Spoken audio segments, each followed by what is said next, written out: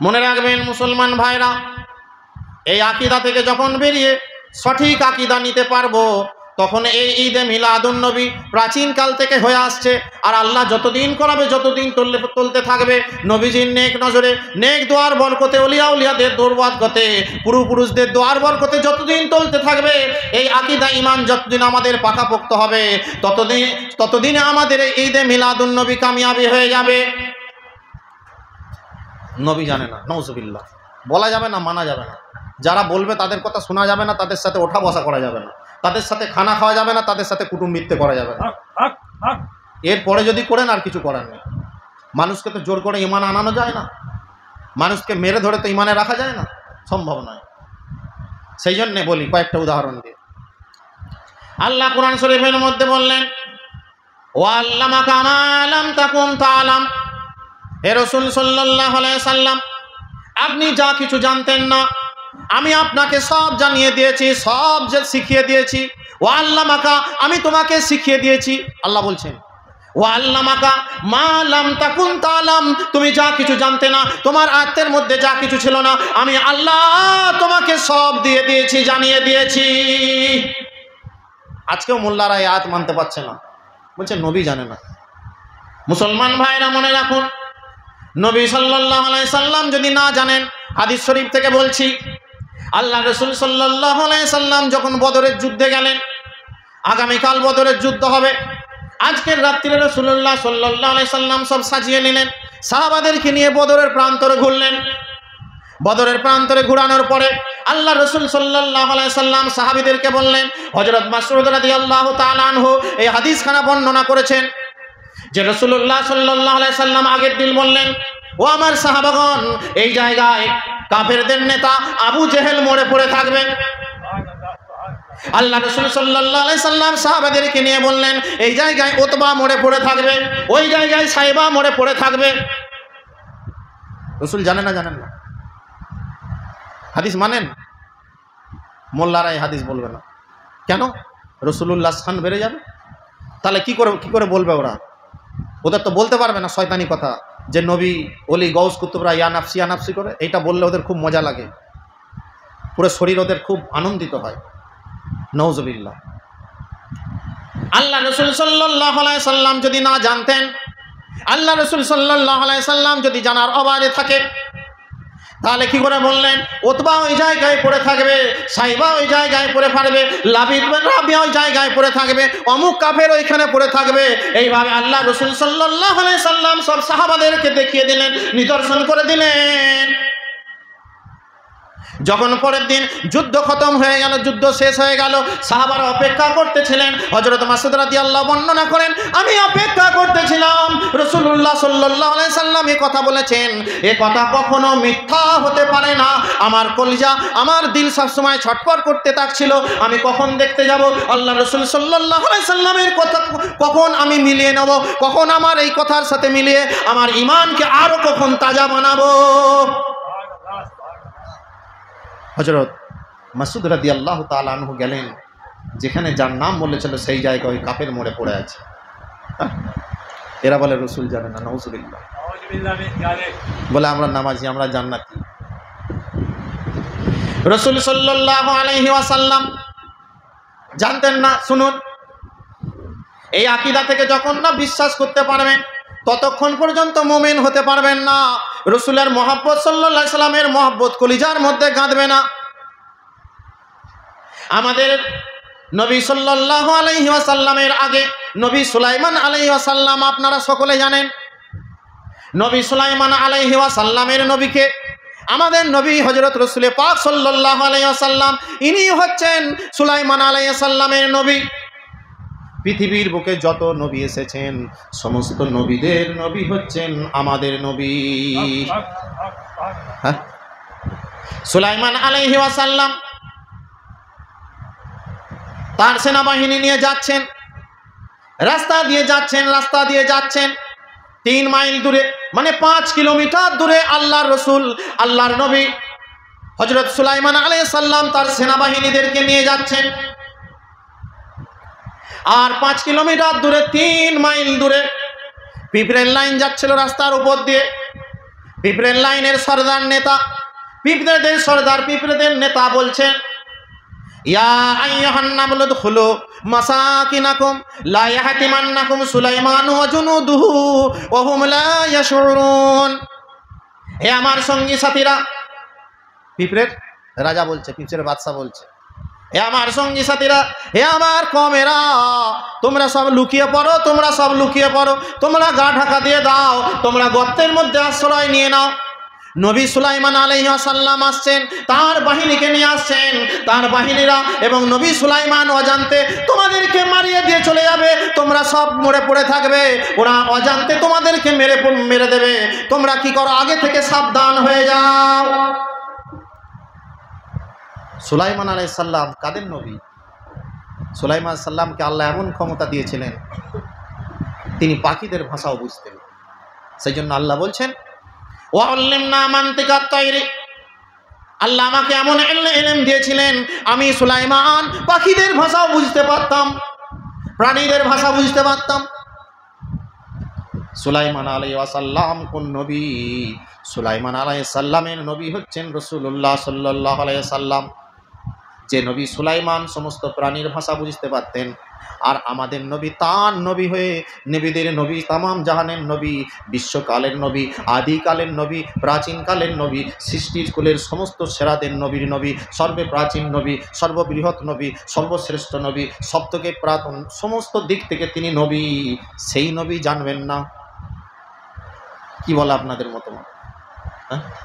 নবী সুলাইমান আলাইহিস সালাম পিঁপড়ে কথা বলছে, 3 মাইল দূর থেকে, 5 কিলোমিটার দূর থেকে নবী সুলাইমান আলাইহিস সালামের ওই পিঁপড়ের কথাকে আল্লাহ তার কানে পৌঁছে দিচ্ছেন।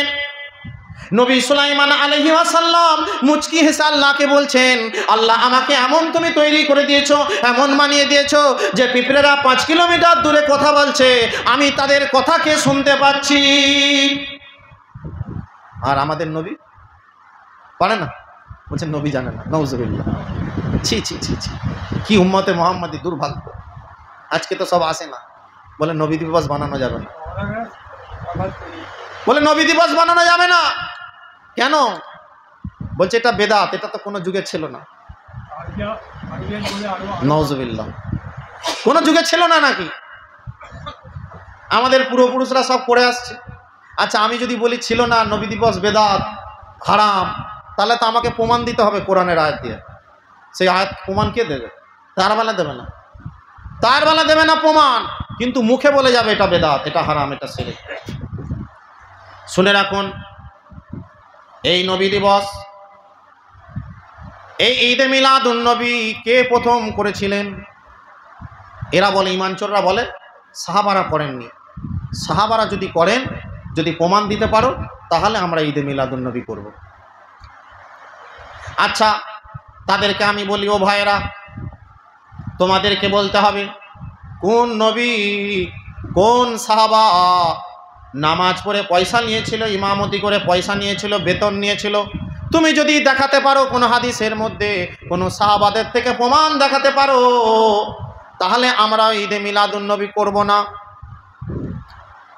তোমরা যদি দেখাতে পারো কোন নবী, কোন সাহাবাগণ আজান দিয়েছিলেন এবং পয়সা নিয়েছিলেন, যদি তোমরা দেখাতে পারো, আমরাও তাহলে ঈদে মিলাদুন নবী করব না।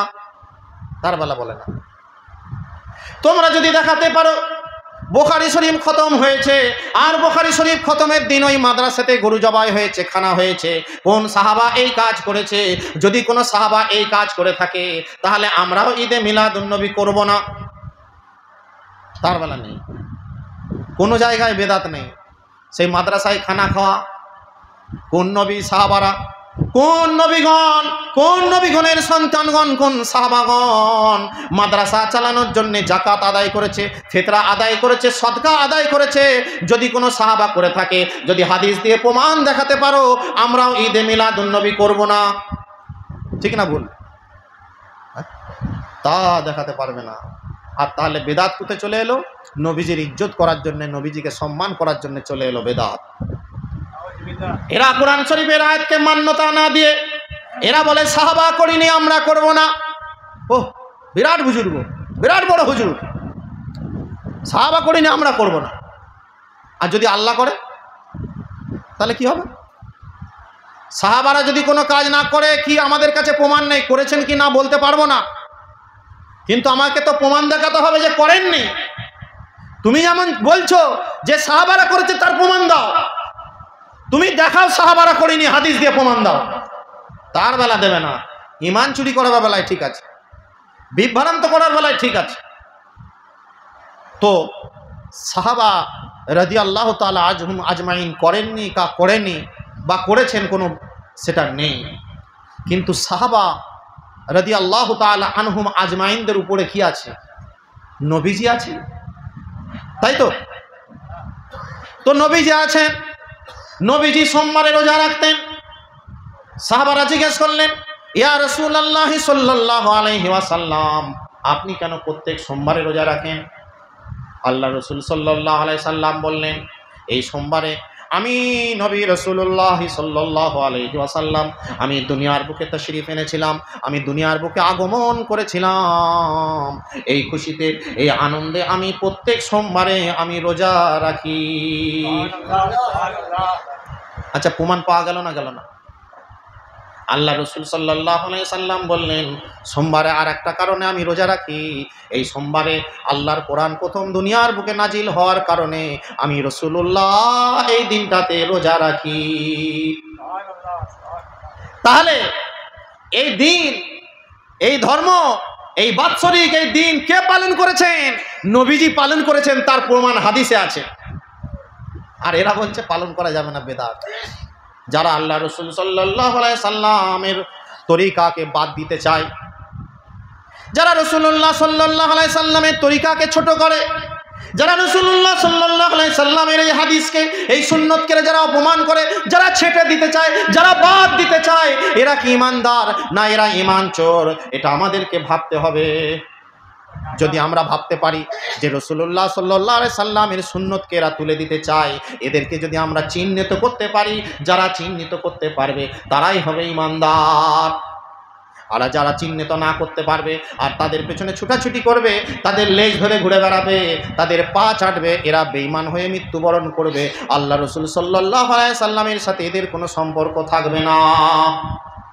সে যত বড়ই নামাজি হোক, যে যত বড়ই দাড়িওয়ালা হোক, যত বড় জুব্বাওয়ালা হোক, যত বড় টুপি লাগানেওয়ালা হোক, যত বড় পাগড়ি বাঁধনেওয়ালা হোক, যত বড় কপালে কালো দাগ লাগানেওয়ালা হোক, নবী সাল্লাল্লাহু আলাইহি সাল্লামের তরিকাকে, নবী সাল্লাল্লাহু আলাইহি সাল্লামের সুন্নতকে যারা ছোট করে কৌশলে, তাদেরকে কখনো ইমানদার বলা যাবে না। তারা কোন নবী সাল্লাল্লাহু আলাইহি সাল্লামের হাদিসের বিরুদ্ধাচরণ করে, আল্লাহ রসুল সুন্নতকে যারা ছোট করে বেদাত বলে, আল্লাহ রসুল সাল্লাল্লাহু আলাইহি সাল্লামের তরিকা যারা বেদাত বলে, আল্লাহ রাসূল সাল্লাল্লাহু আলাইহি সাল্লামের তরিকাকে যারা শিরক বানায়, এরা হচ্ছে দুনিয়ার বুকে সবথেকে বড় মুশরিক, এরা দুনিয়ার বুকে সবথেকে বড় বেদাতি, এরা বড় বেদাতি। আল্লাহ রাসূল সাল্লাল্লাহু আলাইহি ওয়াসাল্লামকে আল্লাহ বলছেন, হে আমার নবী, হে আমার হাবিব, হে আমার দোস্ত, তুমি স্মরণ করো। আল্লাহর কালাম পাকের মধ্যে বলছে, কোরআন শরীফের মধ্যে বলছেন, এই যে আমরা ঈদে মিলাদুন্নবী করছি, এই ঈদে মিলাদুন্নবী কে প্রথম করেছেন?